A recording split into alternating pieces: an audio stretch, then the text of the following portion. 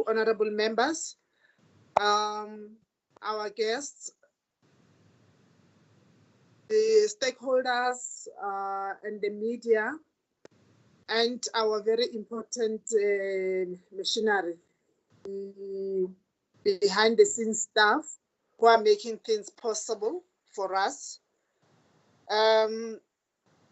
Today's meeting is as a follow-up of what we started last week in terms of dealing with the provincial mandates on division of DORA,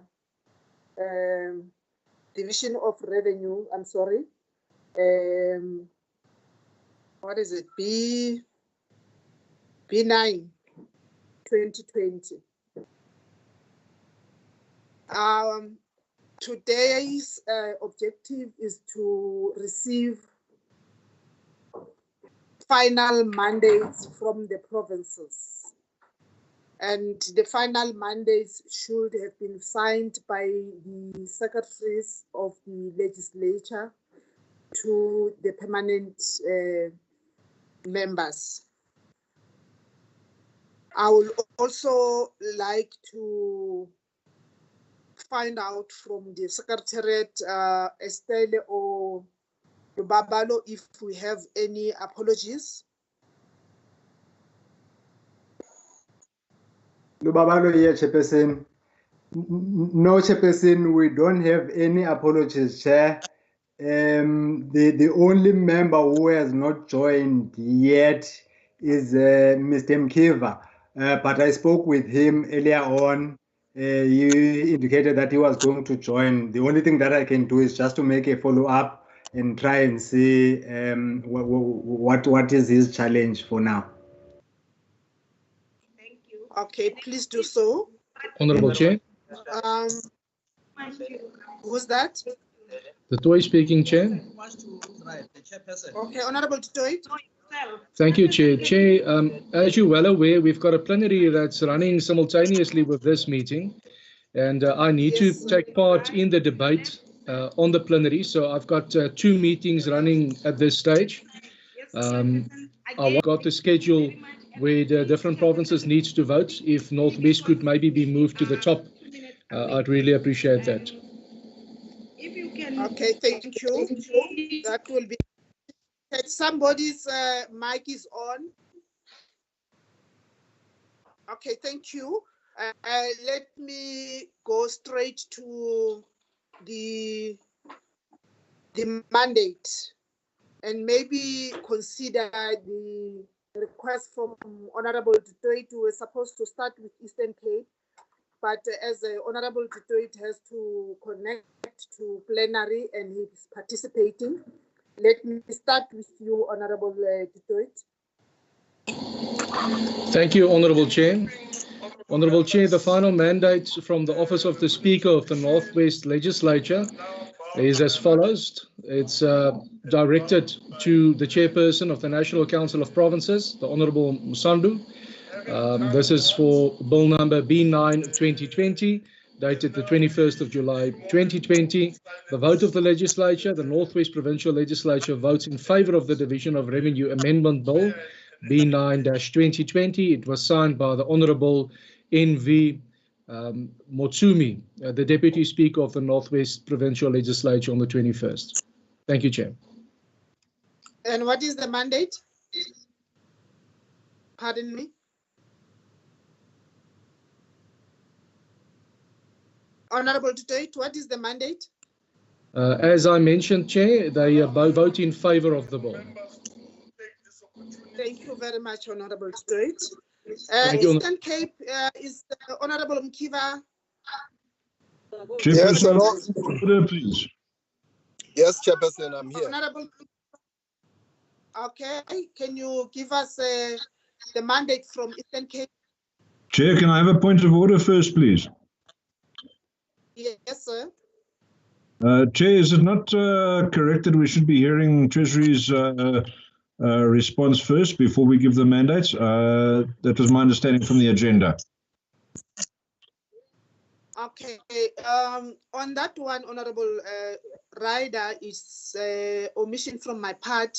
I was planning to indicate that, remember last week we requested Treasury to respond in writing, and the responses were directed to the Secretariat and they were sent to members only. I mean, all the members.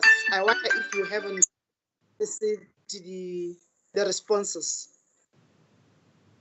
Okay, can you give us a Honorable Rider? Okay, so Chair, can I have a point of order? So, Chair, I did receive them. I just thought perhaps we would be receiving a presentation or a full update thereof. But no, that's fine. I accept if they are not giving us any further feedback, then we take it that the responses in writing are complete and comprise the total response. Thank you. Chairperson, may I come in, please? Thank you. Yes, yes, Honorable Karim. Yeah, I just want to say, you know, Mr. Ryder is right in a sense that we have to get a report back. But as you said, Chairperson, it came in the form of writing. Right? Now, it is too late to discuss the reply. For academic reasons, we could do such a thing, or to better educate ourselves. But the mandates have already been issued to us. So whatever National Treasury says, I'm not going to alter the mandate. Maybe in future we should think about how we manage this process. If people are not happy with reading, then perhaps we should have a small session before we start with the mandates coming through from the province. But at this stage, it just seems like nominal. Thank you. Okay. In addition to what you're saying, Honorable Karim, I think next time when we deal with this provincial matter, we need to give ourselves enough time. We have to make sure that we request more time to debate on these issues and give Treasury enough time to respond on those issues that members or provinces have raised, because we cannot change the mandates of the provinces. Already they have discussed the responses, because the responses were also sent to provinces. Are we fine with that, Honorable Rider? Can we move on? Yes, absolutely, Chair. As I said, as long as we're taking it in that the written is the full document, then I'm happy. Thank you. Thank you. Free State, Honorable Muletsani. Eastern Cape first, Chairperson. Eastern Cape first. Oh, it was Eastern Cape. I'm sorry. I'm sorry for interrupting. No, thank you very much, Chairperson. Ngiyabona ukuthi kuyafuneka ukuba mhlambe ngentelezi uyandlula qho.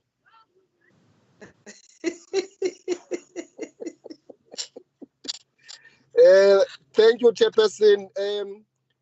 There is a letter which has been the final mandate written by the Honorable Helen Souls August, the Speaker of the Eastern Cape Provincial Legislature, addressed to the Chairperson of the National Council of Provinces. The legislature supports the bill and mandates us as the permanent delegates to vote in favor of the adoption of the bill. And this mandate was signed on the 19th of July, 2020. Thank you, Chairperson. Thank you. Who's next? Free State. Free State. Free State. Free State. Thank you, Chairperson. Final voting mandate. So, Chairperson of the National Council of Provinces, Division of Revenue Amendment Bill, Bill number 920, date 21 July 2020, vote of the legislature. The Free State Legislature votes in favor of the bill, signed by the Speaker, Honorable N.B. Sifuba, on the 21st of July 2020. Thank you, Chair. Thank you very much, Honorable Muletsani. Gauteng, Honorable Rider. Thank you very much. Thank you, Chairperson. Chairperson, we received the final voting mandate from the Gauteng Legislature during the course of this morning. It was all correctly presented. and duly signed by the Honourable Ntombe Mekwe in her capacity as Speaker, 1st of July 2020. And the vote says that the Gauteng Provincial Legislature supports the principle and detail of the bill and therefore votes in favour of Division of Revenue Amendment Bill. Thank you, Chair. Thank you very much, Honorable Ryder. KZN, Honorable Karim. Thank you, Chairperson. We received, as you know, a letter from the Honorable N.N. Boyce, the Speaker of the KZN Legislature this morning. They met on Tuesday the 21st. That state reads, the KwaZulu-Natal Legislature met Tuesday the 21st of July 2020 and agreed to mandate the KwaZulu-Natal delegation to the National Council of Provinces to support the Division of Revenue Amendment Bill B 2020. Thank you. Thank you very much. We know there's a problem. I've been engaging with Honorable Mama Rahani. She's not well, but I think she's connected because I said Lubabalo must help her. But I requested Honorable Mkiva to present the mandate from Limpopo to read as is. Honorable Mkiva, Limpopo.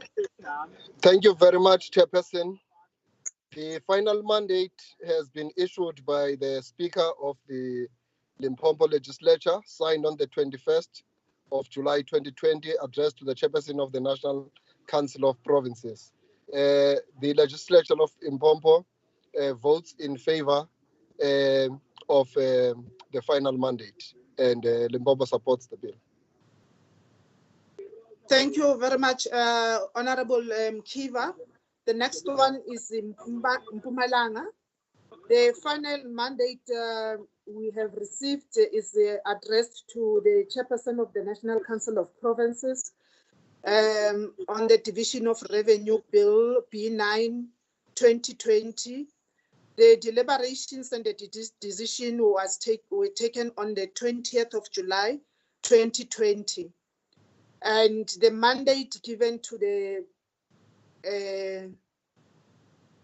permanent delegate of the province of Mpumalanga in the National Council of Provinces is hereby conferred with the mandate to vote in favor of Division of Revenue Amendment Bill B9 2020. The mandate is signed by Honorable BP Shiba, the Speaker of Mpumalanga Provincial Legislature on the 20th of July 2020. Thank you very much, honorable members. The next one is Northern Cape. Good afternoon, Honourable Chair. Honourable Chair, the Northern Cape had a meeting on the 20th of July. The letter is addressed to Honourable Amos Masondo, Chairperson of the National Council of Provinces, and it is duly signed by the Honourable N. Claster, the Speaker of the Northern Cape Provincial Legislature. The mandate given by the Northern Cape Provincial Legislature is that the Legislature votes in favour of the bill. Thank you. Thank you, Honourable Okam. Northwest.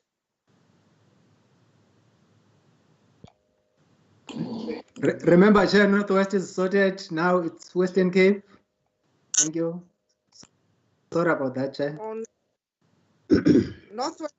Who spoke for Northwest? Remember, we started with you started with me, Chair. Yes, thank you. Oh, okay. Oh, I'm sorry about that. Western Cape, Honourable Njatu.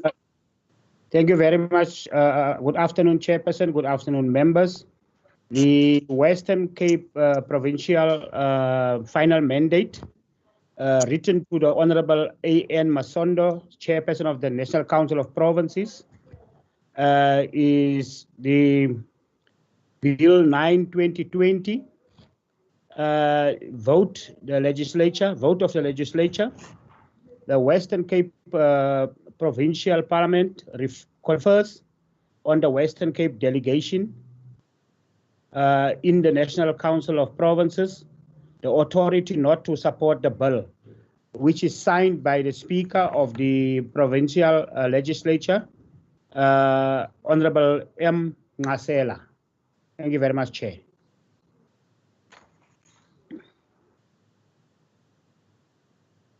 Thank you very much, Honorable Ndatu. All the provinces have presented their final mandates on the top. Can I get the formal mover for the adoption of the mandates as presented to us as a committee? Thank you, Chairperson. Honorable Njadu, I'm formally move for support of the mandate. Thank you. A seconder? KwaZulu-Natal, second. Comrade Chairperson, on behalf of the out of order. He's a new member. He doesn't appreciate the rules. Funny, explain it to him. You still want to teach this man? You are testing your own medicine now. Chairperson, as you know the rules, I'm an older member. Okay, so new members can't do that. There's no rule that talks about an older member here. Can you second? Zulani seconded. Honorable. No, let me second the adoption, Chairperson. I second. Please, I'm getting too famous. My name is on every minute. It's hard to be young. Also working with Comrade Karim. Hey, he's abusing his age. He makes all of you to feel it except me. So if I was young, he was going to make me feel the age.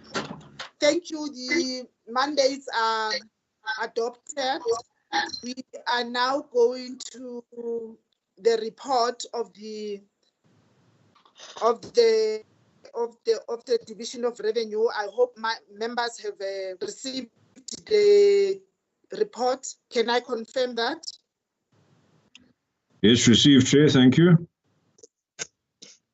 Thank you. And I think as you have had an opportunity to go through the report, and I think the report represents what were our deliberations and the recommendations thereof. Libabalo, where does at what page to focus more on the recommendations?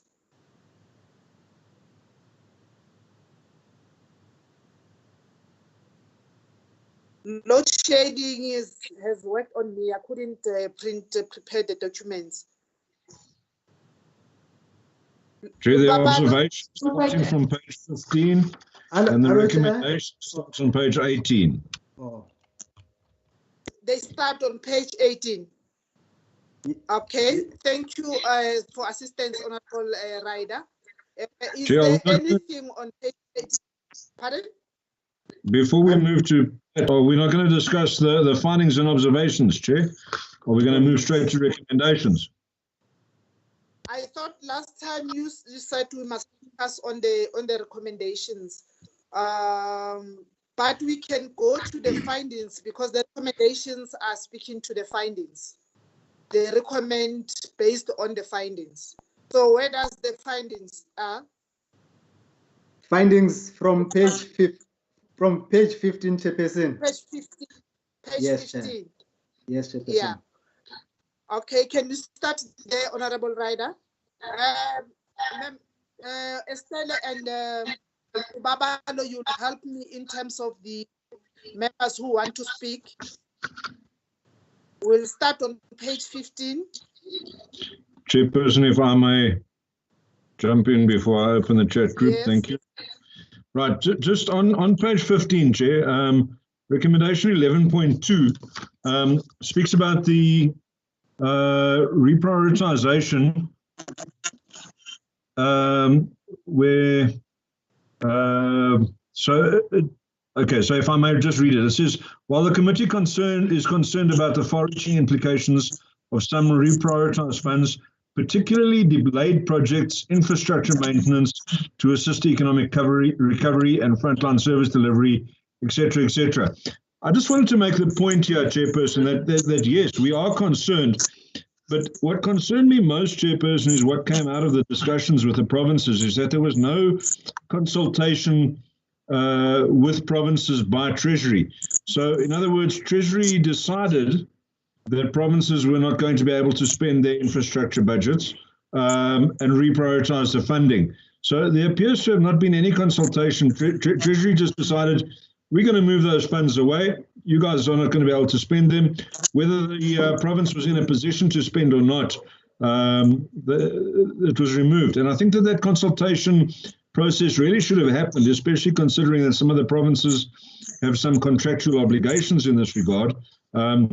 And the removal of those budgets is going to impact some of those contracts. So I'd like to make the point within the paragraph that that we would have preferred to see consultation individually with provinces to ensure that the reprioritization was not going to have a material impact. Thank you, Chair. Thank you. And anyone else who wants to speak on the matter, or can we debate what Honorable Ryder has raised? Chairperson, can I just ask, firstly, is it accurate that National Treasury didn't consult, or is it that they didn't consult adequately? Because as I know it, in the MINMEC meetings, the MECs for finance are there, as you know, Comrade Chair, and others will know. So it's possible they didn't consult adequately. Now that's an issue that local government will raise persistently, provincial government will raise persistently. So I think to the extent that we couch any, I agree with the principle of consultation. I mean, what else are we here for if not to serve the needs and interests of the provinces? So I think we should say to the extent that there was not sufficient consultation, I mean, Pelelani or somebody can couch it appropriately. The committee expresses concern and requests that National Treasury consult more with the provinces than it seems to have done in this context, notwithstanding the need to act urgently. So in other words, you see, we don't explore the issue enough. If you speak to Treasury, if you speak to the DG, he'll say, but we did consult. If you speak to other national departments, Comrade Chair, they will say we weren't consulted. I know of my comrades who are ministers, right? I mean, over the phone, they yap all the time. So, you know, which is understandable. They don't share any cabinet secrets with one. But, you know, there is a general feeling that there wasn't adequate consultation. So there were exceptional circumstances, Chairperson, I don't want to labor on. So I think we should couch it in such a way that we're less sure whether National Treasury consulted adequately, but more concerned that they must consult anyway. Do you know what I'm trying to say? I'm being clumsy, but I'm sure Pelelani Dlomo will help. I'd be happy with that, Chair. I think that nothing clumsy with what you're saying, Honorable Chairperson Karim. We have been saying to Treasury that consultation is prior. Whatever decision they take must be informed by the affected people. And if we say there was no proper consultation, we need to have recognize to that concern, because we know that there are different forums where the minister consults with the MECs in terms of the issue of consultations and these decisions that have been taken.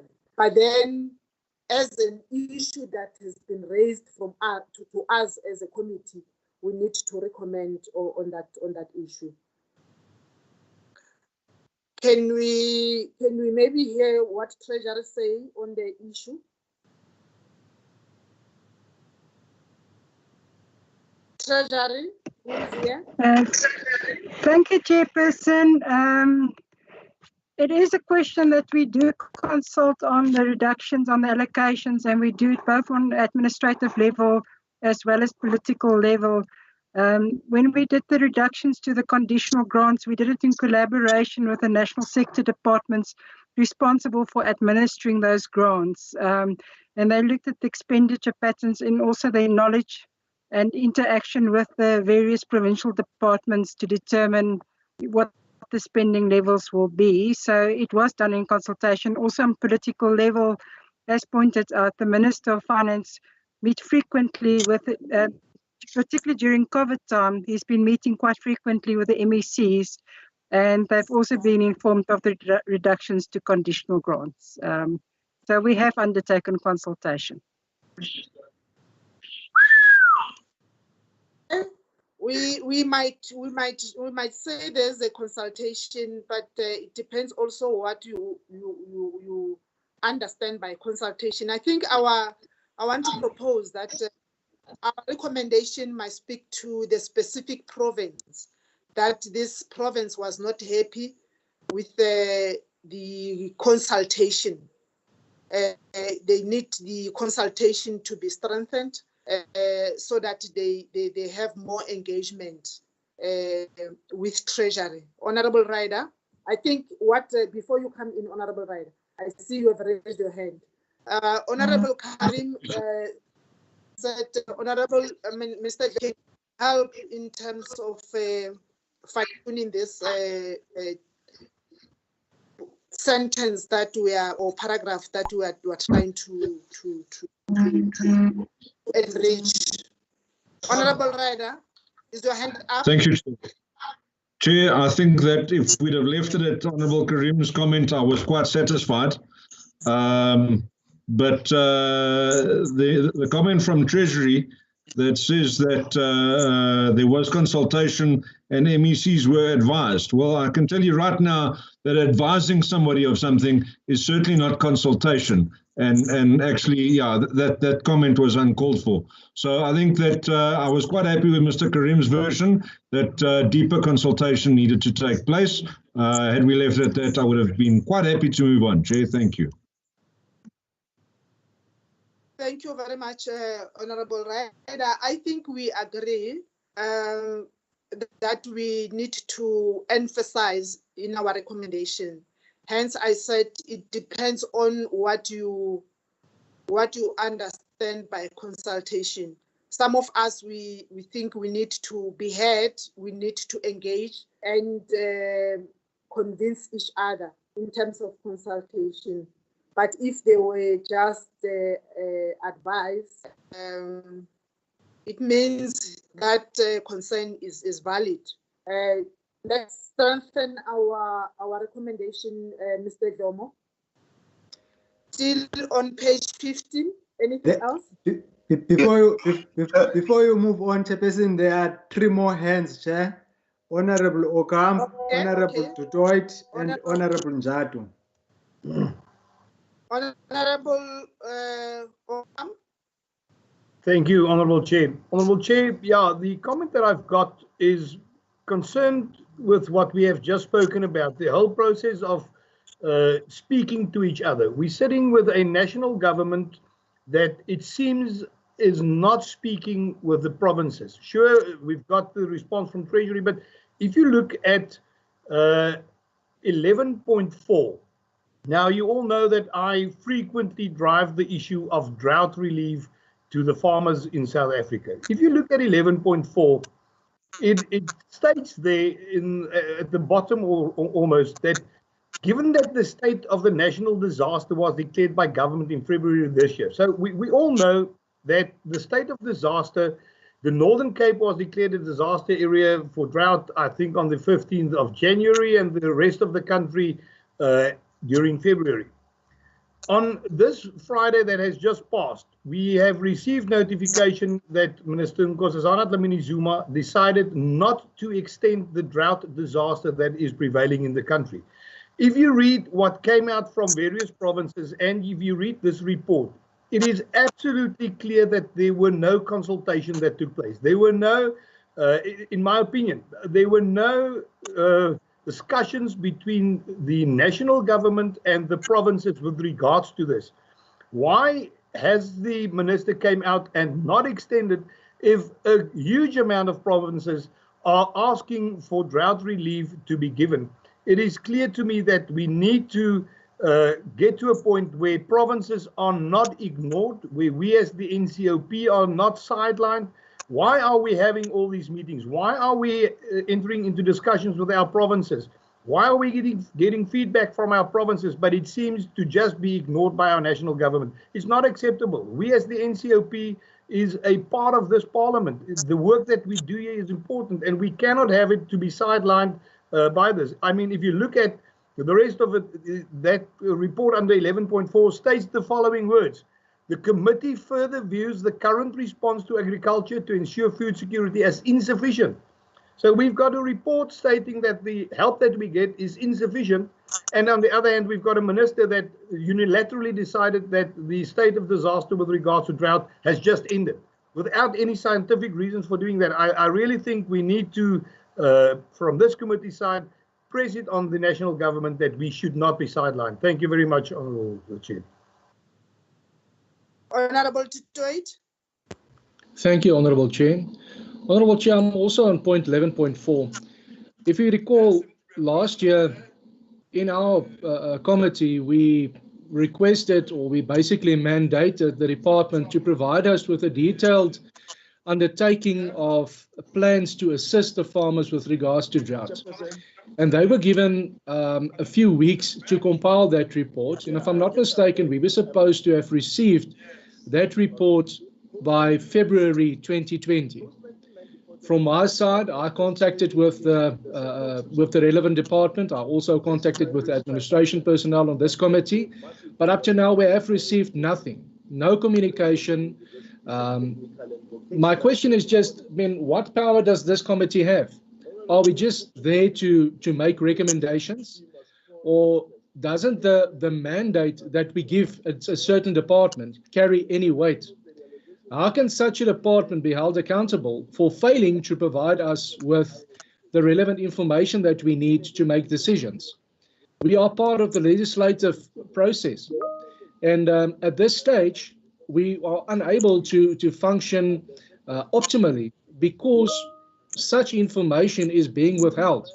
But nothing seems to happen because people that need to put the pen to the paper doesn't go that far, and we just do not get any feedback.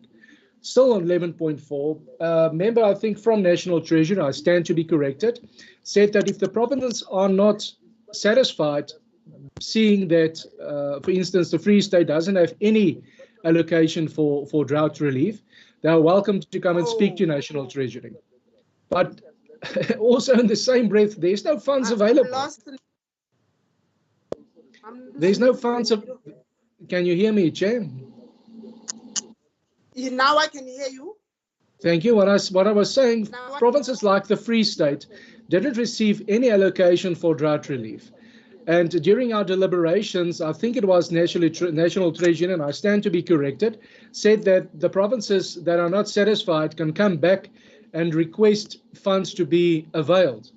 But in the same breath, it's also said that no funds are available.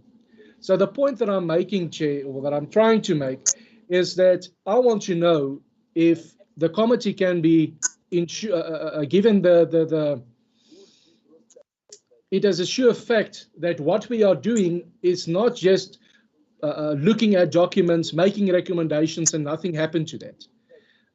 We need feedback to enable us to do our work, and we need to hold the relevant departments accountable to deliver on the mandate that we give them. And not only as a committee, this was also stamped and approved in the House itself. Thank you, Chair. It's all from me on this point. Thank you. I understand Honourable Ryder also want to speak to 11.4.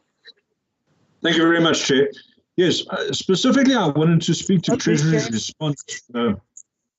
Specifically, sorry. On your previous issue. I think I was the next speaker. Honourable Ryder, you wanted to speak on what they have raised. You are fine now. Okay, sorry, I just see Mr. Njadu is wanting to speak as well. But are you fine? Am I protected? Thank you. Good. Chairperson, yes, I want to speak to Treasury's response specifically related to the drought issues, where they drew our attention to a map from the Agricultural Research Center, which is quite interesting in and of itself. It shows the greening of the country and shows that we may well be on the way out of the drought cycle, which I think is good news. However, what it doesn't speak to is the fact that agriculture is not a very responsive industry. So if rain falls today, that does not mean that suddenly tomorrow there's going to be money in the farmer's bank account. What has happened over time is that flock sizes of livestock have been reduced over time as the grazing has gone down. Animals have died as a result of the drought. Responsible farmers have had to cut down the sizes of their flocks, and the result is that the farmers have had a massive backward step. This is going to take 3 to 5 years to reverse. So seeing a little bit of green on a map for someone who sits in an office might give you a nice warm fuzzy feeling, but for a farmer who's out there dealing with stock levels that have been dramatically depleted, that he will need to build up again over time. He doesn't have the money to go out and just replace the stock overnight. He needs to breed stock, etc. This takes time. So to say, well, there's a little bit of green, we've had some rain, there's a bit of green, so everything's lacquer and we're back to normal is not a reflection of what happens on the ground. And jerking or withdrawing the drought relief funding too early can have disastrous consequences. Thank you, Chair. Thank you very much. Honorable Njandu. Thank you very much, Chairperson. Chairperson, on the point of consultation, which speaks actual to intergovernmental relations. So my point will be, if there are any weaknesses within the intergovernmental relations, intergovernmental relations, my point will be that the focus of the committee must be that intergovernmental relations must be strengthened. So, because for the NCOP to be effective, it's when intergovernmental relations are strengthened from national, province, and local. When international relations are strengthened, that will make the NCOP to be effective. So I would want to raise that point so that we make sure going forward that on all matters going forward that we make sure that intergovernmental relations are proper, and by doing so, we'll then make that we as the NCOP, that our mandate, we will be able to fulfill our mandate properly. Thank you very much, Chair. Thank you very much, honorable members. Just before I give to Treasury to have a word on what you have raised, I just want to correct something that make me unsettled, which was raised by Honorable Ocampo. I don't know where you got the information, because you said you have had information that Honorable Minister Dlamini Zuma took a unilateral decision to say she's not going to allocate the money for drought relief. And I want to correct that. It should be recorded in the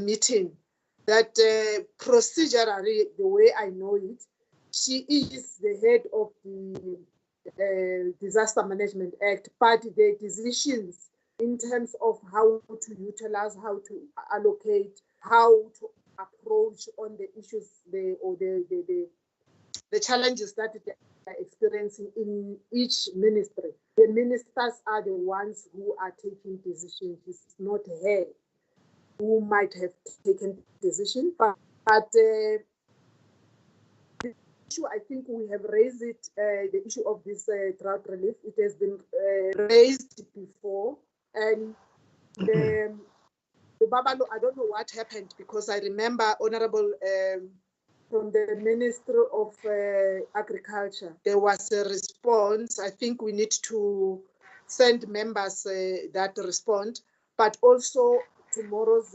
questions. I saw in tomorrow's questions to the DP, this question comes up again. It shows that it is serious. So when we keep on bringing it and hampering on it, it shows that we are serious about it, and the answers that we are getting, we are not satisfied with them.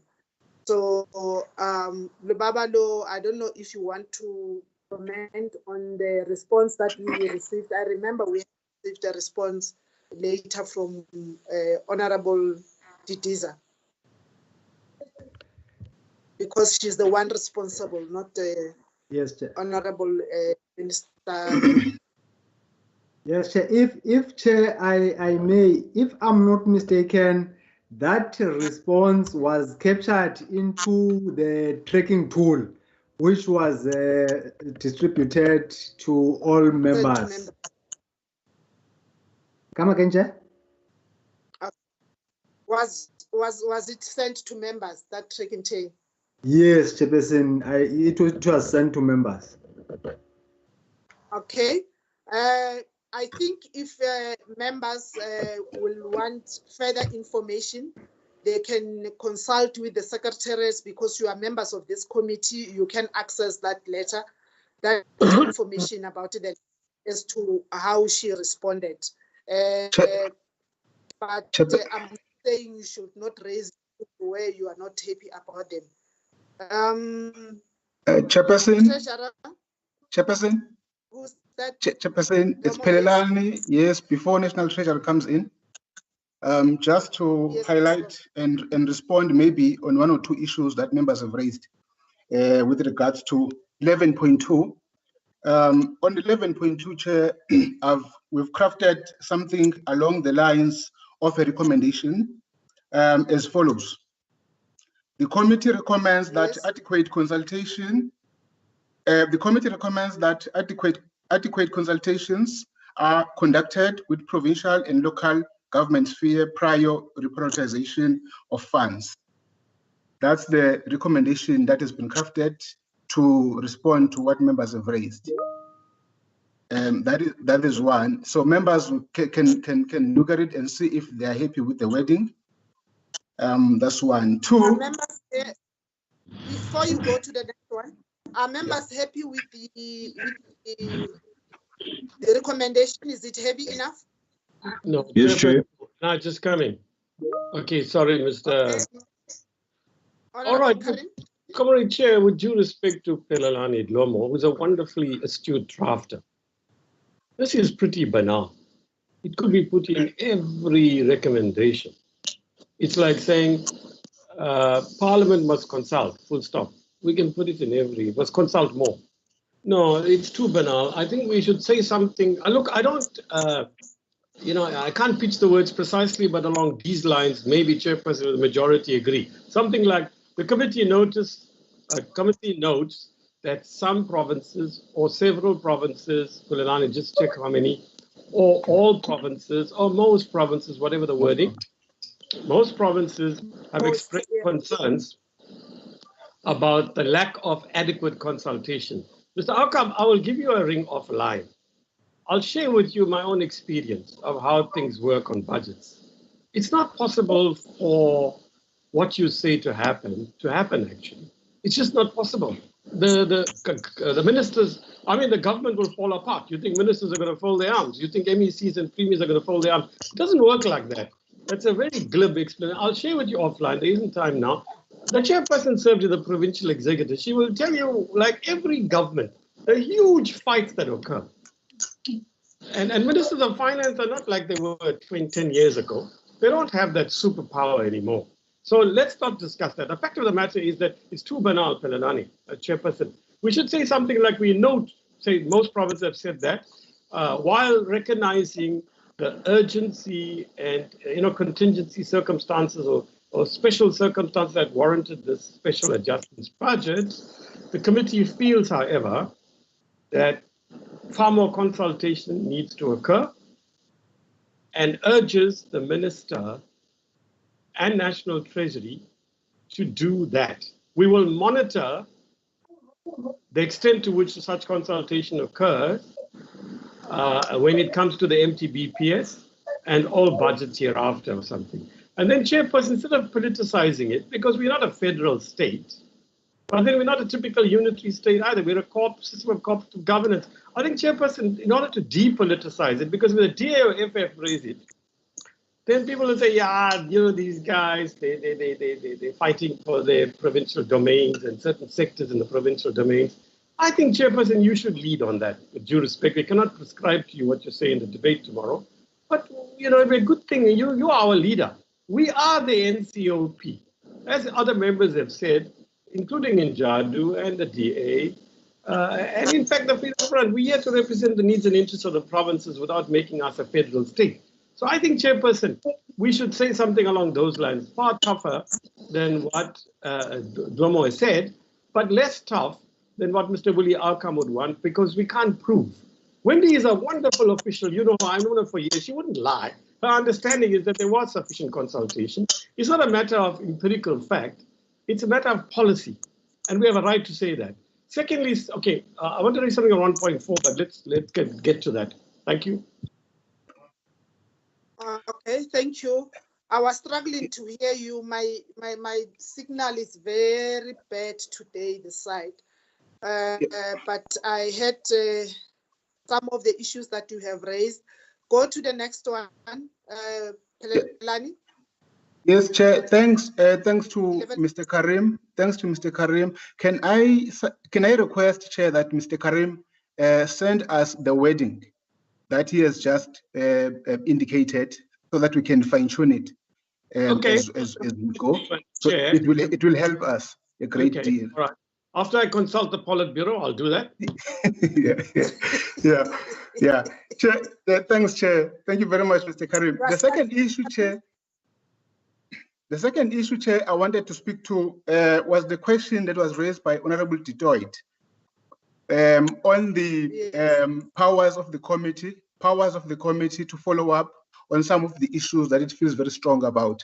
One, the committee uses the tracking mechanisms to track on recommendations that have been actually adopted by the committee. That's one, which then, when the departments respond to those recommendations, we compile a report which is later shared to all members of the committee. That is one mechanism. The second mechanism, Honorable Dedoit, the committee has a right to, if it's not satisfied with whatever responses that it receives from the executive, it has a right to write to the department and invite that specific sector department dealing with that policy matter to come before it and present its view on that particular issue. The committee can interrogate the department, ask tough questions, ask whatever questions of clarity that the committee needs. In fact, there are many issues that have come out of this deliberations process where the committee might actually, given time, take initiative to invite some sector departments like agriculture, like small business, to look at the number of issues that the committee has raised during the budget process. One being the disaster issue, one being the support for small business enterprises, one being the support for small farmers and emerging farmers in the agricultural sector. So I'm just highlighting the few issues. The committee does have those powers, Honorable Dedoit, to invite the department, whatever department that it has got some issues to address with, to come before it and respond to those issues. Thirdly, the issue on the disaster management allocation, Chair, if you look at the finding 4.2, it starts by indicating that there is a research project that is underway that the Provincial Department of Agriculture, together with the National Department of Agriculture, are conducting to assess the allocation or the amounts that could be allocated for the disaster management allocation. So that process is still underway, and it might form part of the issues that the committee might request the department to give an update or progress report on it.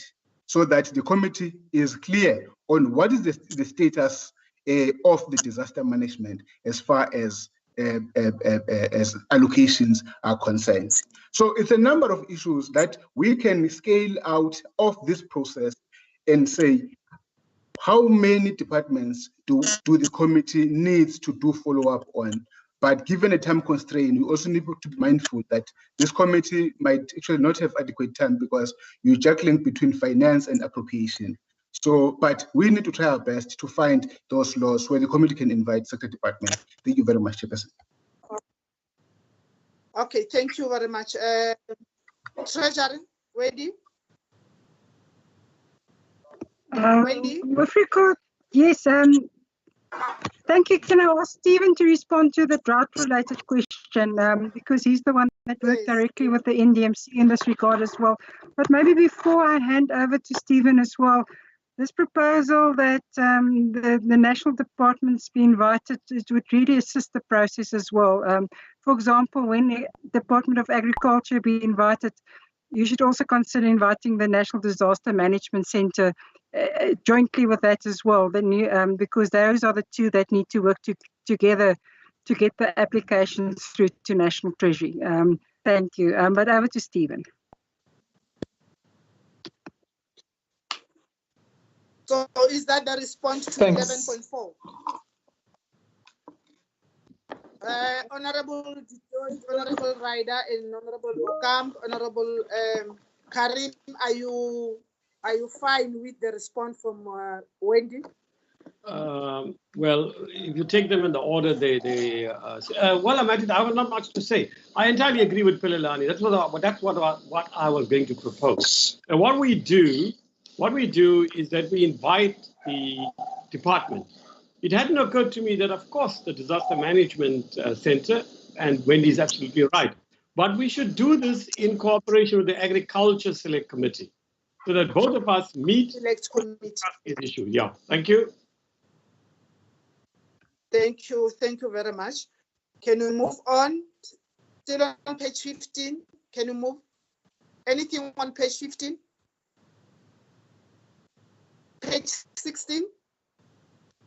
And it will also assist if you, when you speak, honorable members, please identify which point are you speaking on. Page 17. Chairperson? Yes.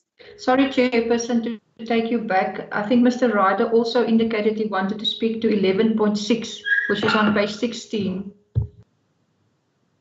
But was quiet. 11.6. Honorable Ryder, 11.6. Thank you very much, Chair. Sorry, I've been struggling to unmute myself and just got off now. Thank you very much to Mrs. Groenewald for coming to my rescue. Chairperson, 11.6 says that the committee remains concerned about the 338 million rand reduction in the National Health Insurance grant. I wanted to propose an amendment to say that the committee welcomes the 338 million reduction in the National Health Insurance grant. Okay, can I hear other members? There's a proposal on the table. Not. Absolutely, irrevocably, indefatigably, no. And Mr. Ryder is being mischievous. Doesn't he know he's got a sitting of the NCOP to attend like the rest of us? Let me hear Honorable Detroit. Are you still on the line? I'm still here, Chair, but I've got nothing to say on this one. Actually, I support Honorable Ryder's proposal for the change to take place. To save time, can't I speak on behalf of the Honorable Okamp. Honorable Okamp, are you on time? I'm sitting back and enjoy the show. No, I'm fine. Thank you. I have been covered. You have noted my concerns. So no, not on this. Thank you. Okay, not on this one. Honorable Mulaisani.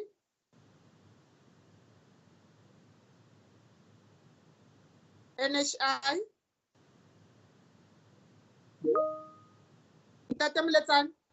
Yeah, no, I'm covered for now. Thank you, Chair.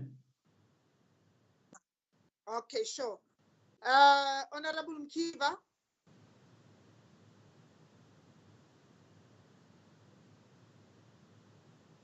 Honorable Mkiva. Is he still on the line, Lubabalo?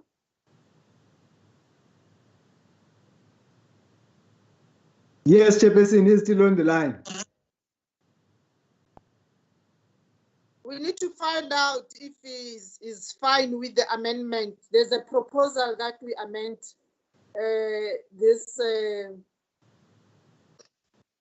this wording here, that we are happy, we are not concerned with the reduction of 338 million rands on NHI.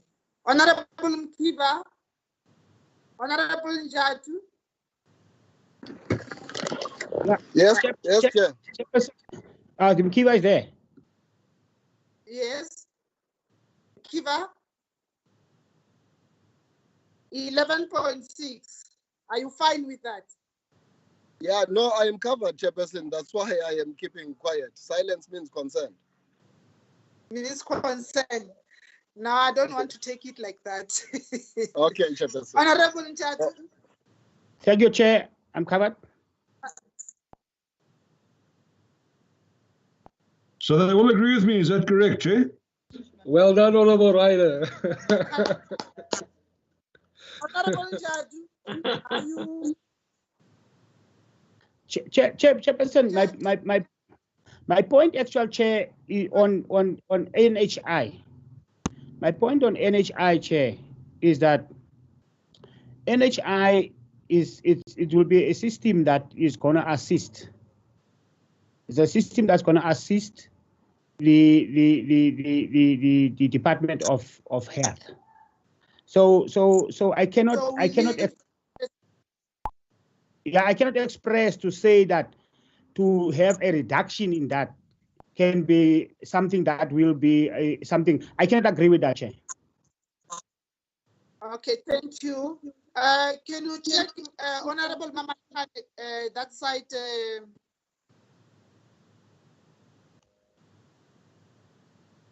I think if I have a say on this one, I think it's a progressive thing, because this is the government program, and this is what we believe is going to benefit everybody, irrespective of economic class. No discrimination. All people, all citizens in South Africa will have equal access to health, and I think it is a concern to us because it's going to delay the implementation or the realization of NHI. So I think the 11.6 is Chairperson, can I raise a point of order, please? Pardon? I want to raise a point of order, please. Yes. In terms of Rule 1222, subsection 3, Roman numeral 4, sub E, with the powers invested in you, you can ban a member from raising the same question he raised more than 32,000 times in a year. So I strongly recommend that you apply that rule against Mr. Ryder and Mr. Outcome's objection to NHI. It ain't going to happen, and we've lost a lot of time. But finally, may I make a point, a more serious one, Chairperson. You see, I think people should not misunderstand. It's not as if we're plunging into NHI overnight. It's not as if we don't know the severity of the crisis in the public sector, nor do we undermine the value of the private sector. We're talking of an incremental forward movement, Chairperson.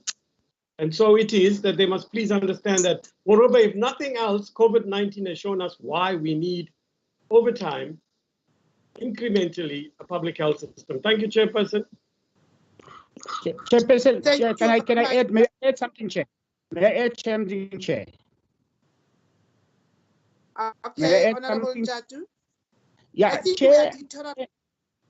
wait. Yes. I think that deteriorating as a committee because we now resorted to screaming instead of raising hands. But it's fine, Honorable Njatu. Maybe you don't have that raise your hand icon on. Yeah, I'm struggling. Okay, you can talk. Chair, my point I want to make here. I think this committee, and from the point I'm speaking from, is that we are serious with NHI, and we can never be happy when there's a reduction in NHI. And I think the point must remain that we are concerned, because there's no way that we can be happy. So I really want to emphasize that point to say that we cannot agree with that. Thank you very much, Chair. Thank you. I understand Honorable Ryder wants to go back to another point, 11.12. Is that, or have we dealt with Honorable Ryder? No, that was still in the future, but that's fine, Chair. That's on page 17.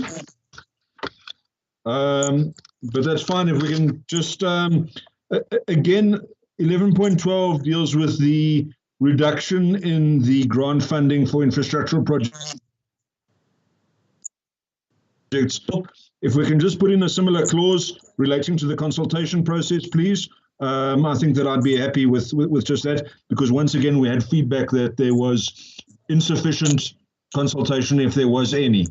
So if we could add a similar clause to what we added in the previous one, I would be well covered by that. Thank you, Chair.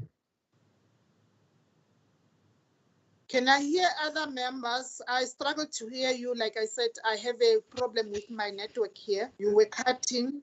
Can I hear other members what they are saying? What is their take on your proposal? 11.12. Honorable members, have you heard what Honorable Ryder have raised? Yes, Honorable Chair, I heard. Honorable Chair, I support the suggestion. Utini, comrade, makapinde. Utini. Makapinde andimvanga. Honorable Ryder, can you please repeat yourself? We struggled to hear you. I think you also have a connection problem there. Thank you, Chairperson. My connection appears to be good, adequate, but that's fine. I'm happy to repeat.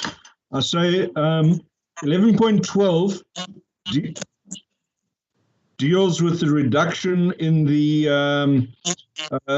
I see it's Mr. Karim who's not muted, Chair, and he keeps cutting out what I'm saying. But Chair, it deals with the municipal grant funding that has been reduced in line as well, similar to that of the provincial funding for infrastructure. So the grant funding for infrastructure at municipal level, which has been reduced. And my request is merely that we put in a similar sentence relating to the consultation process.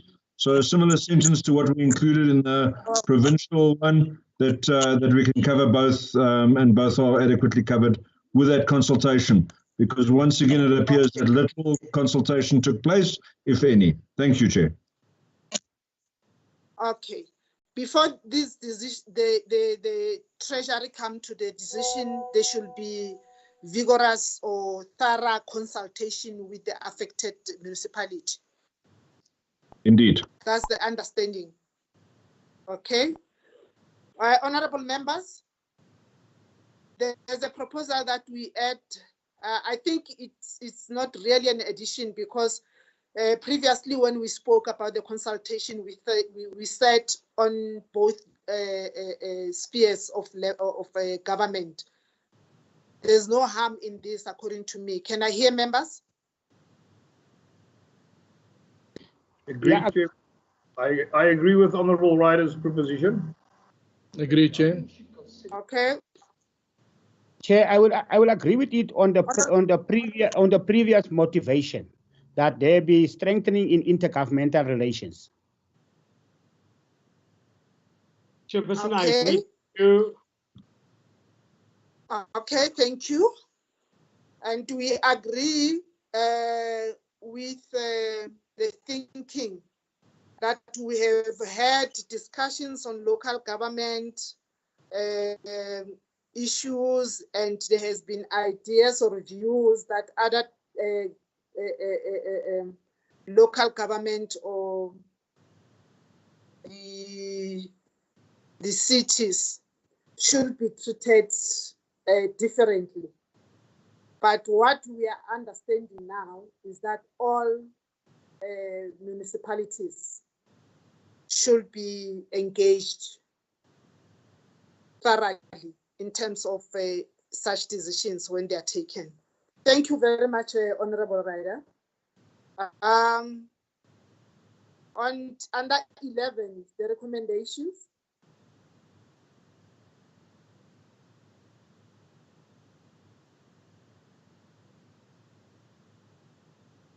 12.1, sorry. 12.2.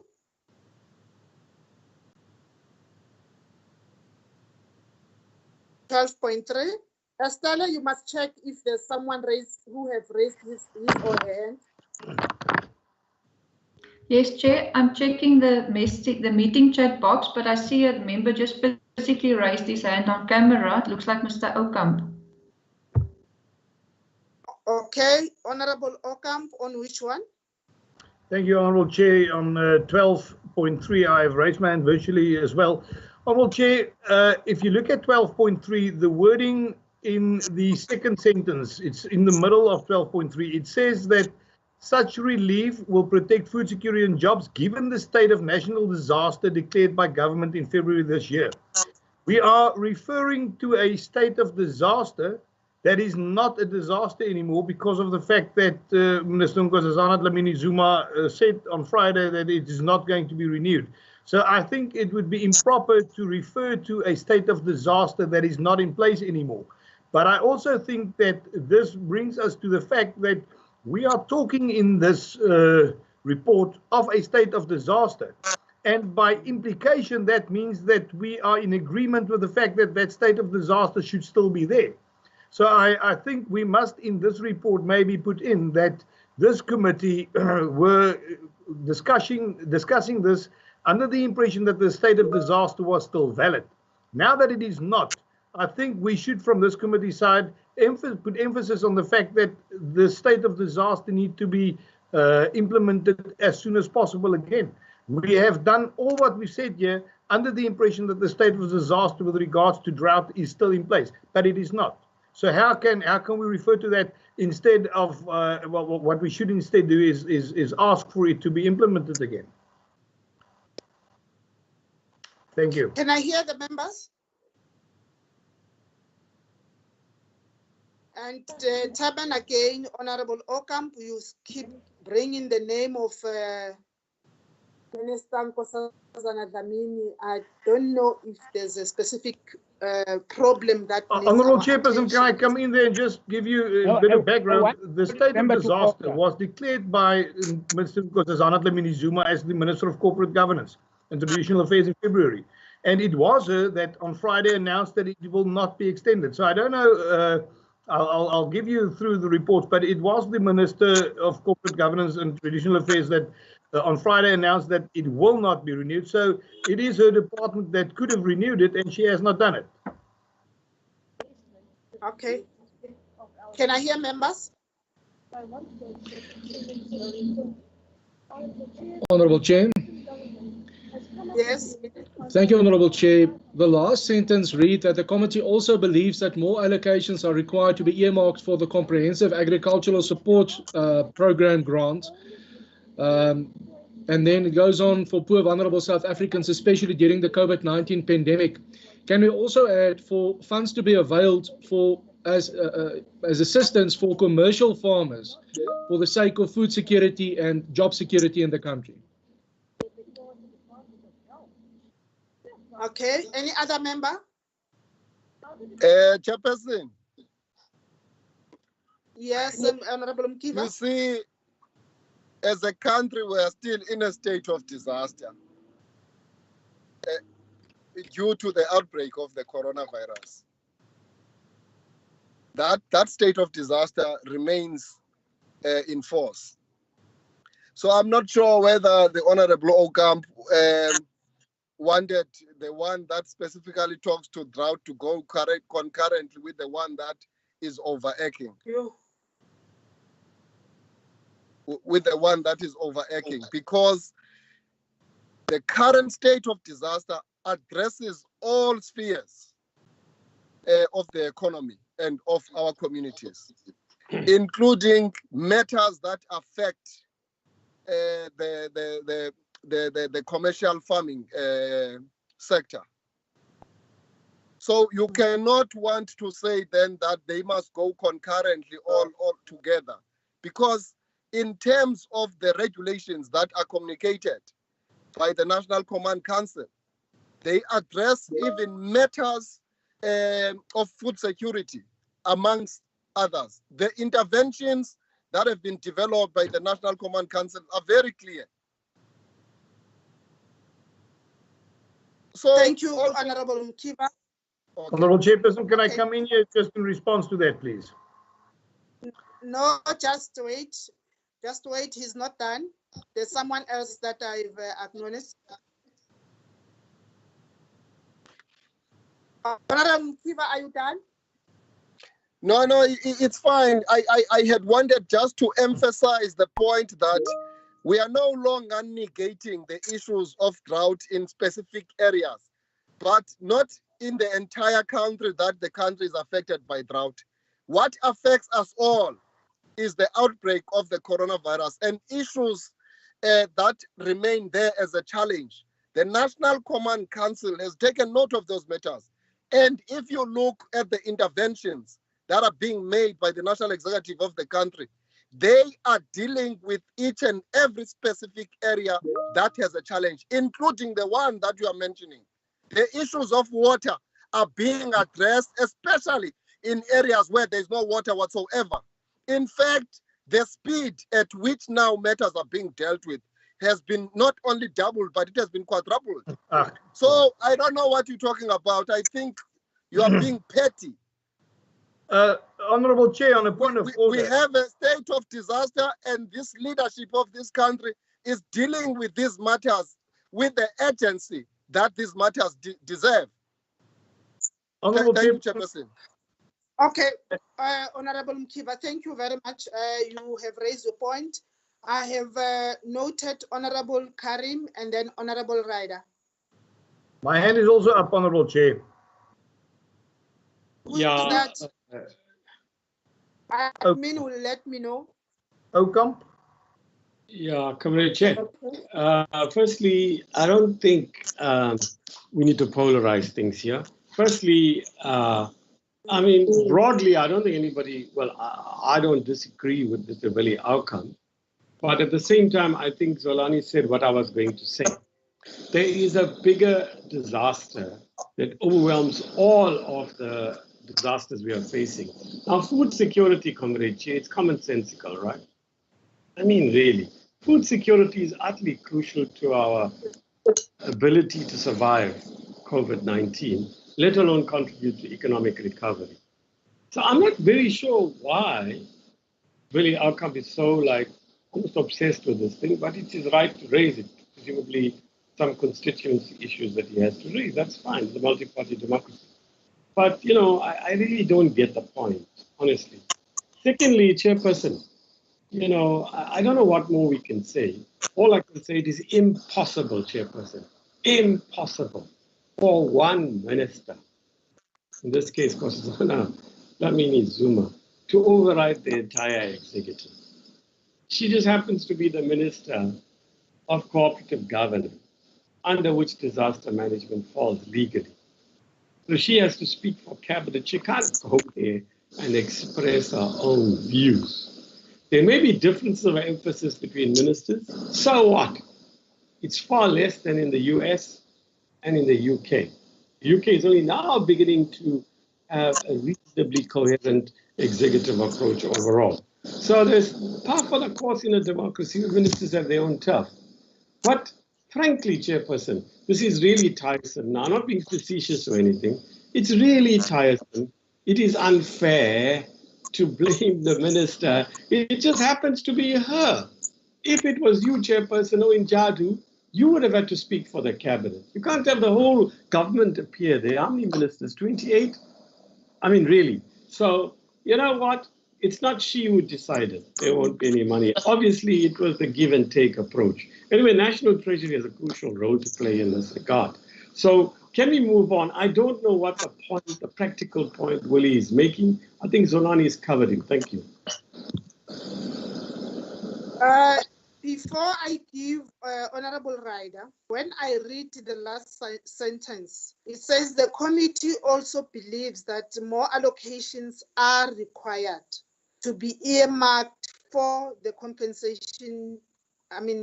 comprehensive agricultural support programs grant to further enhance food security and jobs for poor and vulnerable South Africans, especially during the COVID-19 pandemic. And when the ministers were talking about this, and also the president, when they were addressing the nation, they've been talking about agriculture, the small business, the commercial farmers, and the small farmers. I don't know if it will be a sin that we leave it as is, because we are also talking about food security. Only the commercial farmers can deal with the issue of food security. I don't see the reason why we are on each other.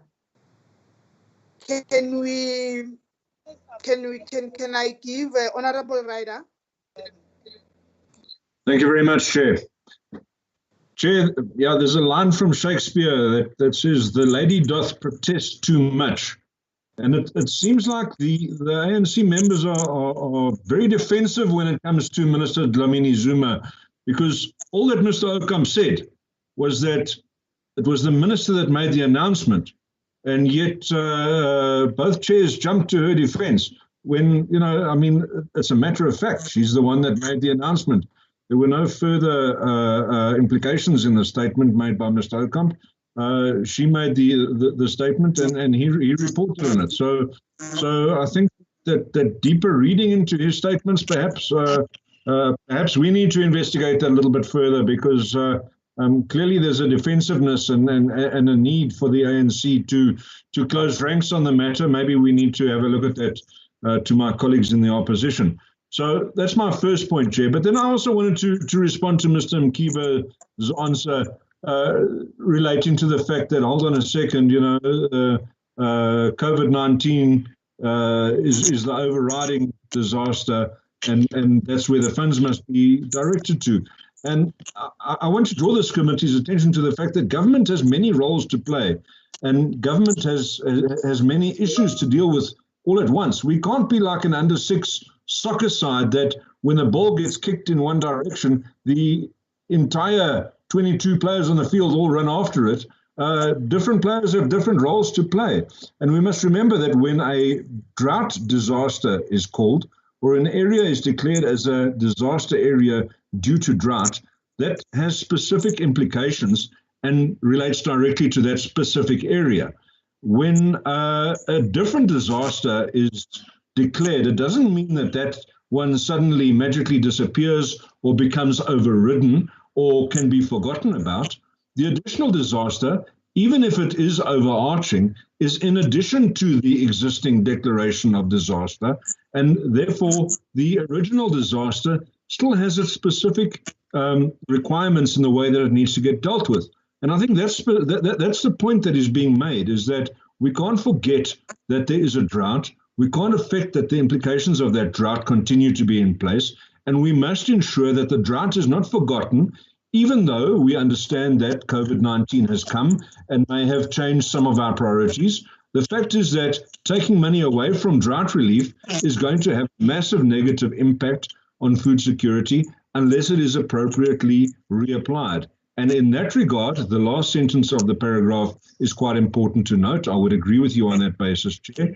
But we must make sure that sufficient emphasis is placed on the fact that this drought relief needs to be extended, and there must, it hasn't gone away, the needs have not gone away, and we need to make sure that appropriations, we are after all the Appropriations Committee, the appropriations need to be mindful of the fact that we still have disaster in place. Thank you, Chair. Thank you very much, Honorable Ryder. Honorable Ryder, I think you have said a statement to say ANC members are very quick to defend. And it also depends on the tone and the approach at which you present your issue. And if you feel attacked, you will defend, but not just defend, but be factual. And that's what the ANC has done. We will not sit here and listen over and over again one person whom we believe that it is not her fault is being attacked. That is not what we are going to stand for. And we also, as ANC cadres in here, been able to not tolerate your engagement, have given you enough opportunity to come with amendments, additions. We debated, we agreed somewhere, we did not agree somewhere, knowing very well that at the end of the day, you are not going to adopt the report as usual. But we will not go to that extent. We are here as a committee, we will work as a committee, and we will respect you. If you say you cannot adopt, no reject, because you are still going to consult your principals or your political leadership. And all of us, we are taking mandates from our political leadership. So I always making sure and pleading with members that the platform where we can be able to politicize matters is in the chamber, in the house. But here we work as a team, we work as a committee to make sure that we put the issues, the needs of the members first. Honorable Karim, I hear you want to speak. Yes, Chairperson. Firstly, I don't want to have an endless exchange with Dennis and Willie. But Willie, I thought, had said something earlier. Maybe I misunderstood him about Nkosazana, or it could be Jeff Khadebe, well, he's not there, or it could be, it doesn't matter who it is in Mthembu. He doesn't know what my position was on Nkosazana Dlamini Zuma in Nazareth, so it's not like a blind defense of some leader. It could be anybody. As I said, if you were in Jadu with the ministers, I would have no choice but to draw to the absurdities of how government operates. So that's the first thing. And I think it's disingenuous, really, from Rich. Because that's the DA's position. They've been bleating with their leader endlessly about this. So it's reasonable to presume that there were all sorts of innuendos, if not what I thought was quite explicit. So it wasn't there. I would draw what I said.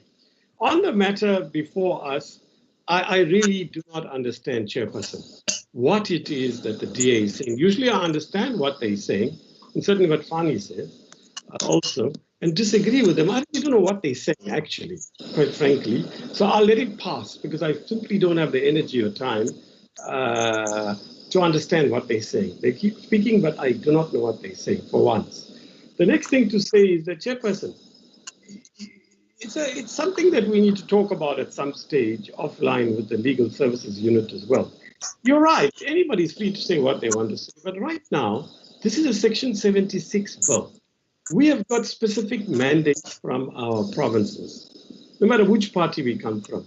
Think of poor Moletsane. He has to adopt a report for his Free State province, which he probably goes to sleep at night wondering what he's doing because he doesn't agree with anything there. It's an ANC majority there. So he has to do it, right? So same with Dennis Ryder. He's sitting there in Gauteng and he's unhappy about it. Take Fani now, poor Fani, right? He has sleepless nights. He's coming here to vote for a provincial that he doesn't agree with. So the point I'm making, Chairperson, how much of what the members are saying from the DA and Freedom Front reflects what their provinces said?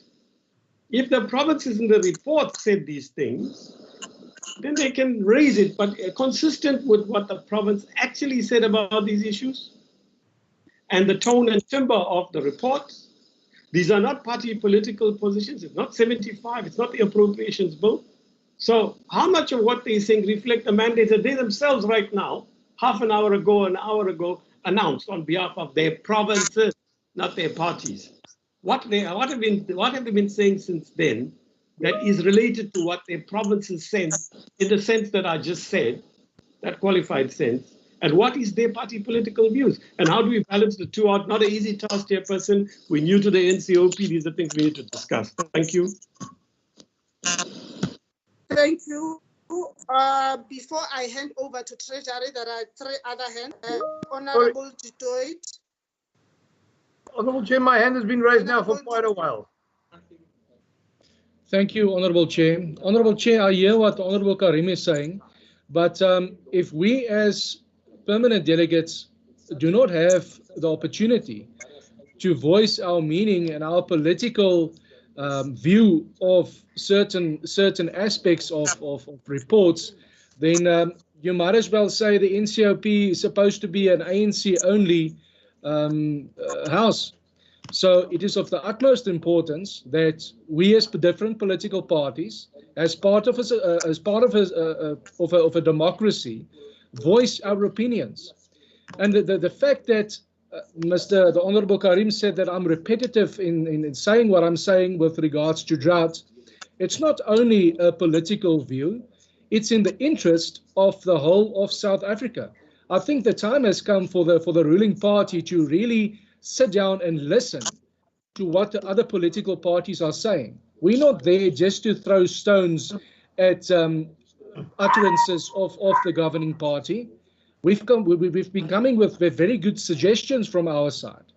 And I think the time has come to put pride aside and listen to what opposition parties are saying.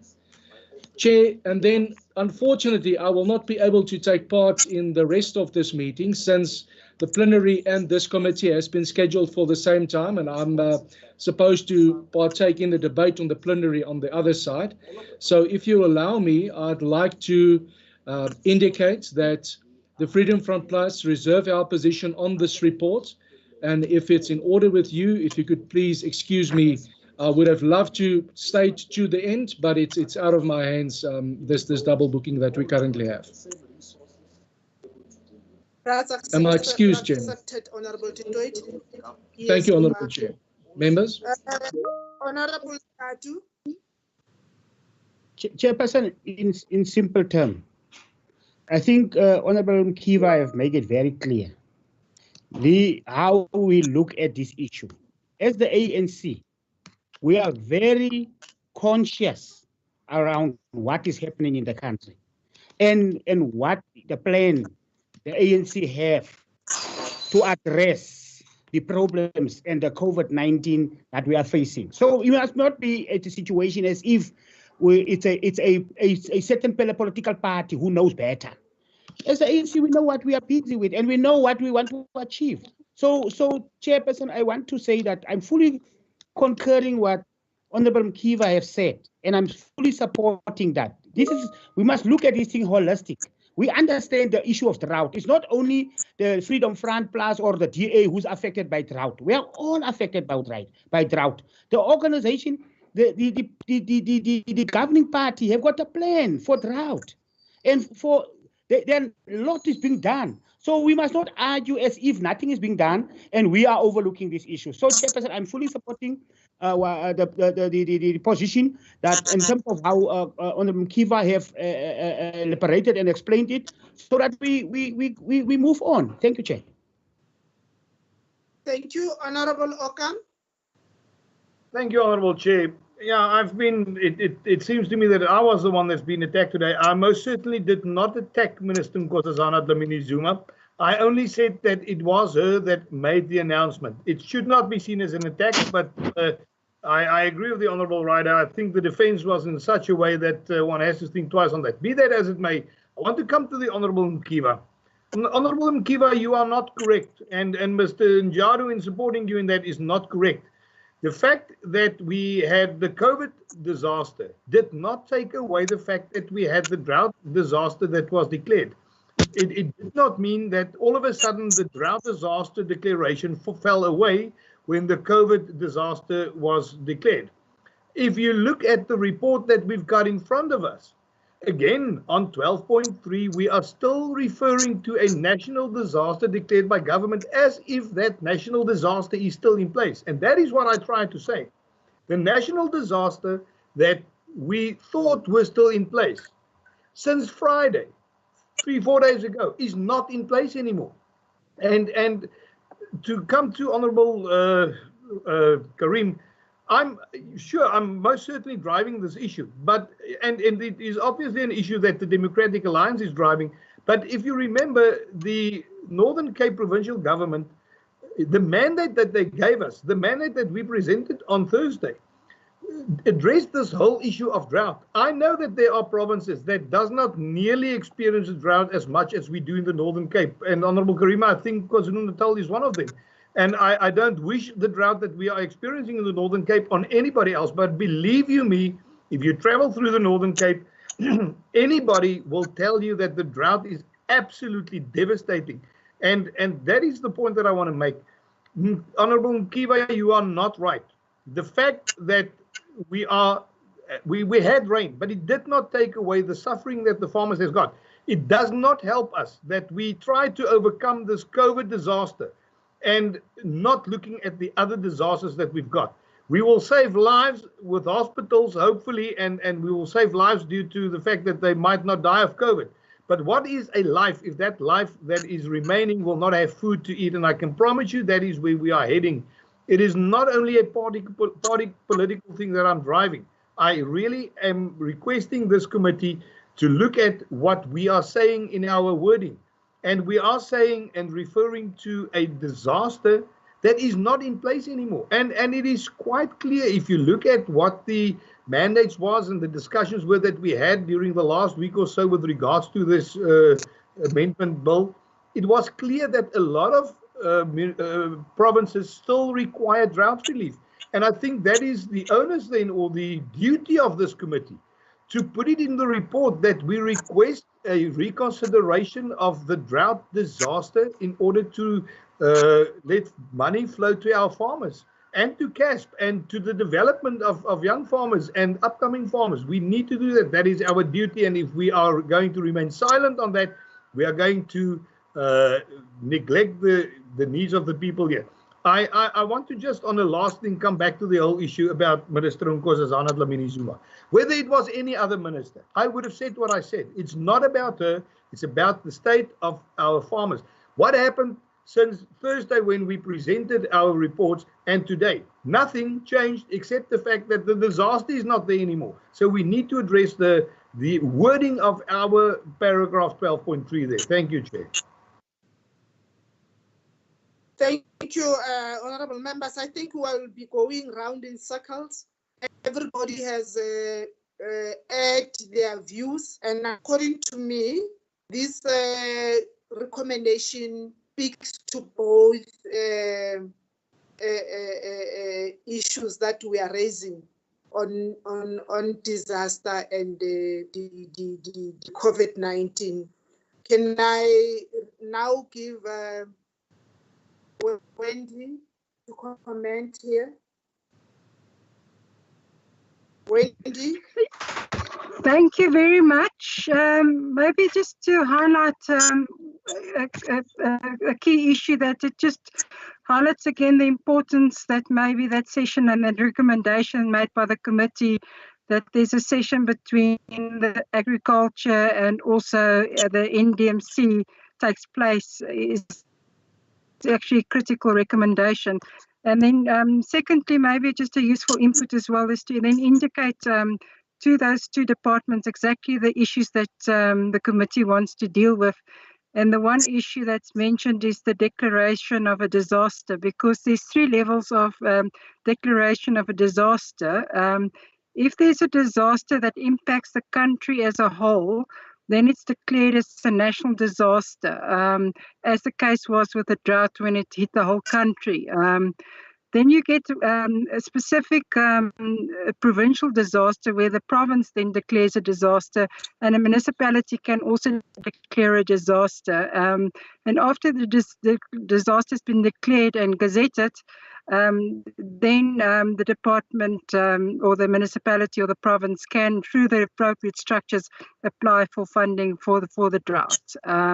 So that it appears that really that discussion would be quite useful to clarify those issues as well. Because just because a national disaster is not in place anymore, it doesn't mean that a provincial disaster or municipal disaster for specific hotspot areas can still not be declared. If that assists, thank you. Okay, thank you. But when we were talking about the national disaster that has been declared previously before COVID-19, that's where the argument is. And hence I'm saying, as we are dealing with COVID-19, the recommendation is addressing the issue of the drought and the COVID-19, and we have raised it very strong in our recommendations. Hence I said there was a response from the Department of Agriculture. I think we have to move on now. 12.6.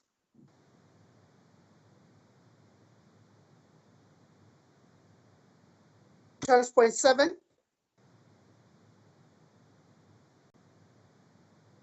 12.8.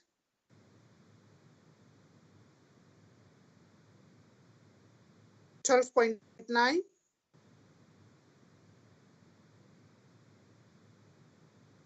12.10.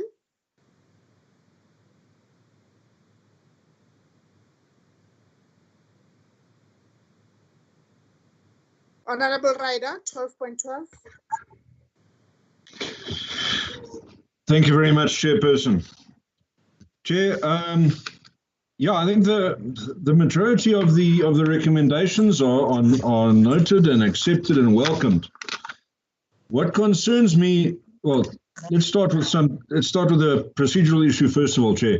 Chair, I understand that we're under time pressure to process this bill, and I understand that there's not a lot of time to get it through.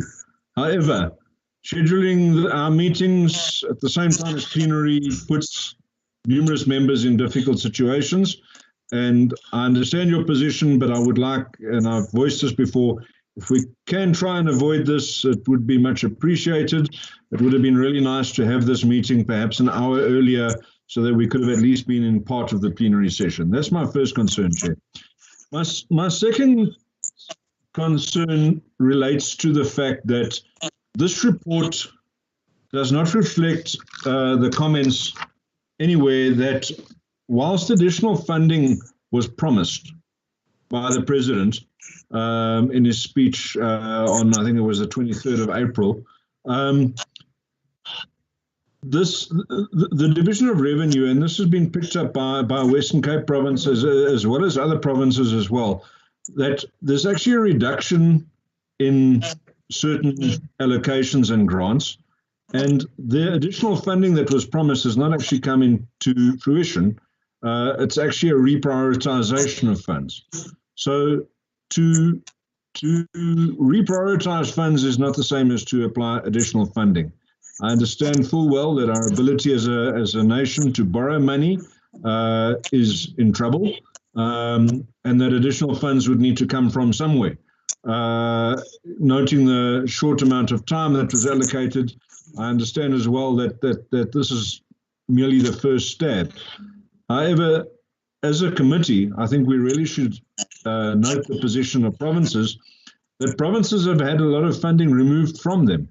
National government has received additional funding, local government has received additional funding, but provinces, who are often required, certainly in the health space, to deal with the on-the-ground issues, provinces are the ones that have actually lost grant funding. So whilst they are given the space to reallocate funding within what's been allocated to them to prioritize the health response, and some of the issues in the other comments also speak to the fact that there's insufficient response on an economic basis. However, the fact is that provinces have ended up suffering as a result. As the National Council of Provinces, I feel it is incumbent on us to make a comment that somewhere in these recommendations that provinces have raised the flag that they are being hard done by and certainly are feeling hard done by as the sphere of government that is perhaps closer than the national government to the coalface of actually providing services. My last and perhaps my biggest concern, Chair, is the fact that this report was submitted to us so early in the cycle. So last time we complained, in fact, Mr. Karim will note that we didn't complain that the report came so late. He expected us to complain, and we had a little side chat. That was for the Finance Committee, of course, because the report came so late. But we accepted his explanations and didn't make a song and dance about the lateness of the report. However, this report came extremely early, Chairperson. This report was emailed to us on Friday evening, I believe at 10 to 5 about. I received the email. I've got the time somewhere written down here. It doesn't really matter. But the report came to us on Friday evening, Chair. Now, I know for a fact that Gauteng, the province that I represent, only had their meetings and their deliberations on Monday morning, which was clearly after Friday. So for this committee to sit and create a report about on behalf of our provinces and actually submit that report before the provinces have even had a chance to give their discussions is actually disingenuous, Chair. And I have a massive problem with the fact that we have made so few little amendments to this report, in spite of the fact that provinces were sent away, asked to get public consultation, went and had their own meetings and their deliberations. Very little of what they have come back to us with has been included. I must admit, the committee has done or the Secretariat has done a very good job of preempting some of those concerns, but the fact that the report is adopted pretty much unchanged from what we had on Friday makes a bit of a farce of the participation process that the provinces were subjected to. Thank you, Chair. Thank you very much, Honorable Ryder, honorable members who have spoken on the matter. The report was sent to members as a draft report, and it was informed by the mandate, the mandates that came from the provinces with the concerns and the responses from Treasury. What is changing now is that whether the province is supporting or not supporting.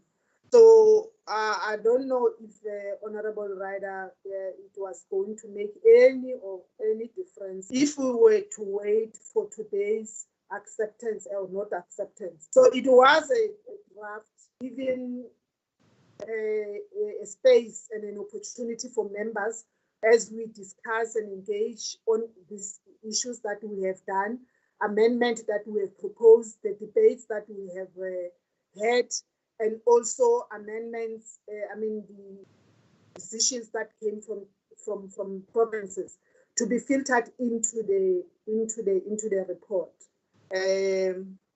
I think that's my take on the issue. I don't know if members want to have a bite on what the Honorable Ryder has said. And I think, Honorable Ryder, you were making overall summary, or you were raising concerns in as far as the report overall, not specifically on 12.12. May I say something, Chair? Correct. May I say something? May I clarify with the Honorable Ryder first? Okay. Honorable Ryder, you were raising your concern in as far as the report, overall report is concerned. Correct, Chairperson. Yes, sorry, perhaps you note in the comments I was asked to speak after we had concluded with 12.12. So yes, thank you. It was a general comment. Okay, thank you. Honorable Njatu?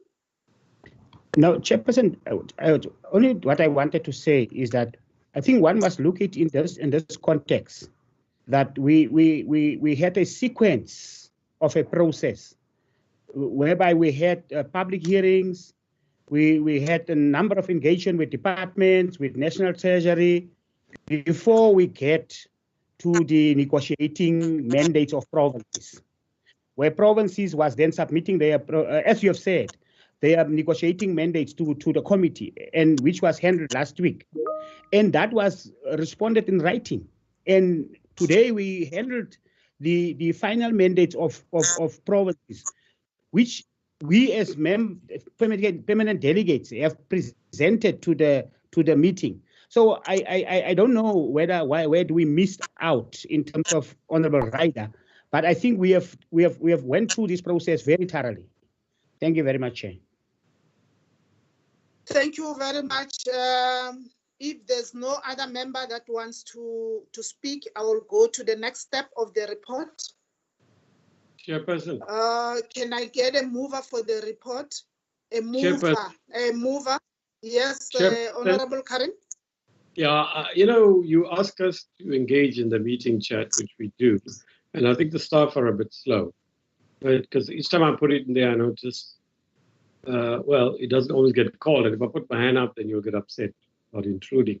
So can the staff just be slightly more alert? Look, firstly, Chairperson, I think this is an important issue Dennis Friday is raising. Theoretically, it's right. Practically, I agree with what you and Jadu have said.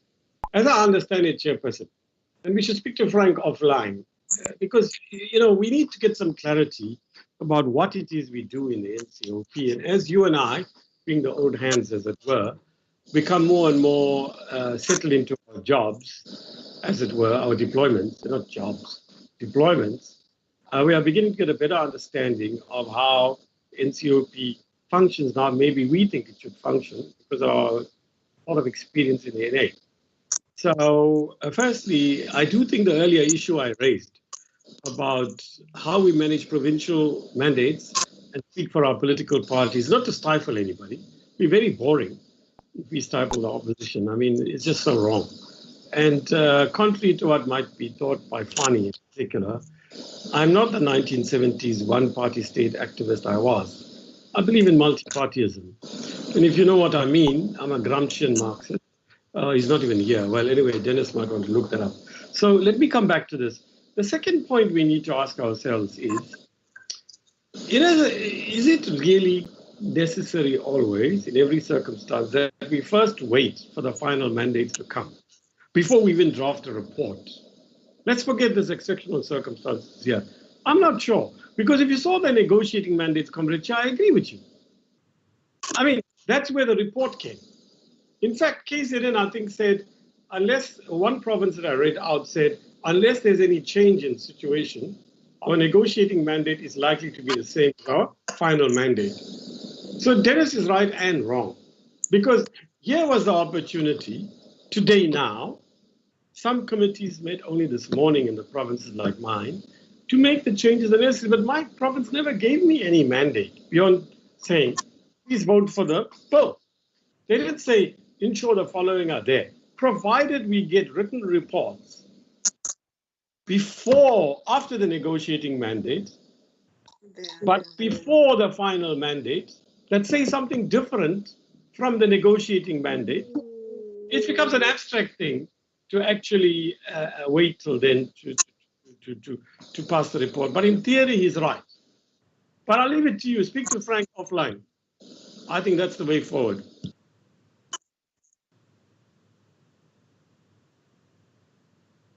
Thank you very much, Honorable Karim.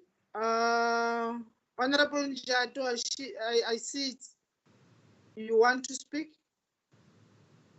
Okay. Chair, let me go to the next step of the... Yes. Chair, I was covered with by my previous point. Okay, thank you. My point is made here. Can I get a mover? For the adoption of the report? Person. Make. I can't hear you. Can I move for the adoption of the report? Honorable Mkiva moved. Why- A seconder? KwaZulu Natal, second me. I I don't want to come in Jadu's way. Chairperson, I don't want to get in the way of my work. Honorable Karim, second. I Chair, I make space for Jadu to second. I support Chair. I support Honorable Kiva proposal. Thank you. Dissenting view, Honorable Ryder. Thank you very much, Chair. Chairperson, the Democratic Alliance would like to reserve their position until such time we have an opportunity to consult with our colleagues in our caucus, and will respond fully in the House. Thank you, Chair. Thank you. Honorable Mletani. Thank you, Chair. I think the debate that took place here today, the bone of contention for all this disagreement, they are caused by the consultation that is not enough. I believe that, and I thought maybe earlier we have agreed to say the consultation must be improved so that if it can be improved, we will be able to not alleviate unnecessary argument when coming to the decision making. But the position of the EFF is not supporting we are reserving our vote. Thank you. Chairperson. Thank you. Chairperson, sorry. Yeah. Can I just please, so that there's no issue here? Can I just quickly read what I've done and just see if this is fine for the members, right? It's 11.2, right? Like very quickly, it reads at the end of that paragraph with the word ending delayed projects, that it reads, while noting the exceptional circumstances that dictated the need for the special adjustments budget and the need to act with due expedition, it is vitally important that adequate consultation take place with the provinces on any key adjustments to their budgets. The committee notes that most provinces said they were not adequately consulted and expresses concern about this, and moreover urges the Minister and National Treasury to consult adequately. The committee will monitor this in future and requires National Treasury to report on the extent of its consultation with the provinces on budgets. If this is agreed to, Pelelani should really just refer to this paragraph later down the road and say, noting what we said in 11, noting the committee's concerns in 11.2, we believe it should also apply to local government. So if that's broadly agreed, Chairperson, then I'm done. There's no need to consult further with you or anybody. I'll just forward this to Pelelani. Thank you. I think that the understanding and the agreement of the wording, you have captured it very well. Thank you. You can show that you are a veteran. Thank you. Can we go to the last item of the day? The minutes of the 17th of July, 2020. Page 1.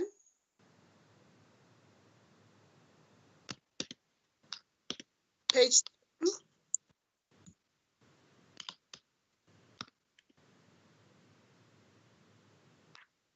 Page 3.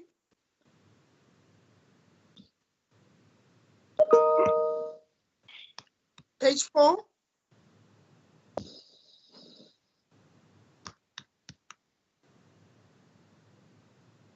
Page 5.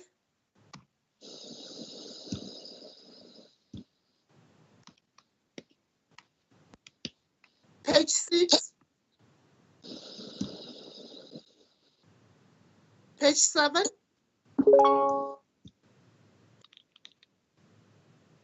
Page 8.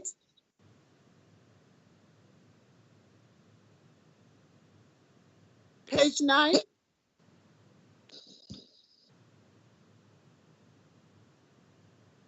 Page 10.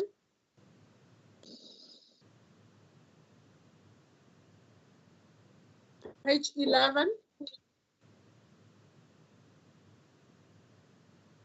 Page 12. And page 13. Can I get a mover for the adoption of the minutes as a reflection of the 17th?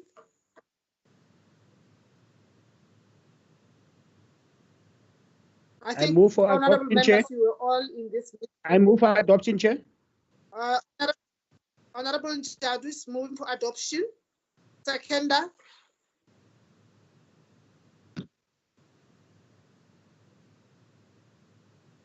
Can I get a seconder, honorable members?